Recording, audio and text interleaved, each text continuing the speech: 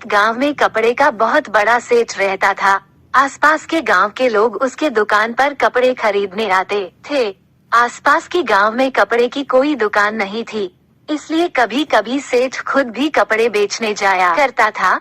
एक बार सेठ कपड़े बेचने गया था। वहां से लौटते वक्त वो एक पेड़ के नीचे आराम करने के लिए बैठ गया। थोड़ी ही देर में उसकी आंख लग गई। जब वो उठा तो उसने अपने आसपास तोते का एक झुंड देखा। सेठ इतने सारे तोते को देखकर बहुत खुश हुआ और उसने सोचा क्यों न एक तोता अपने साथ ले जाएं। ये सोचकर सेठ ने एक तोते को पकड़ लिया। सेठ तोते को अपने घर ले आया और उसने तोते के लिए सोने का एक पिंजरा बनवाया। तोता सोने के पिंजरा में रहने लगा और उसको उसकी मन पसंद की चीजें मिलने लगी। सेठ के घर वाले तोते से बात करने लगे। धीरे धीरे तोता बोलना भी सीख गया। तोते के साथ बात करने में सबको मजा आने लगा।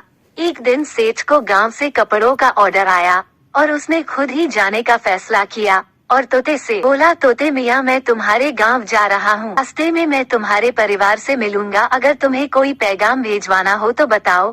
तोता बोला, सेठ जी उनसे कहना कि तोता भूखा प्यासा नहीं है और सोने के पिंजरे में रह रहा है।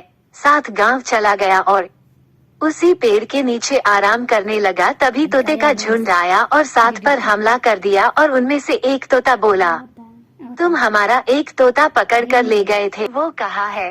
तभी सेठ जोर से बोला, छोड़ो मुझे, तोता भूखा नहीं कहना ही प्यासा है और वह सोने के पिंजरे में मजे से रह रहा है।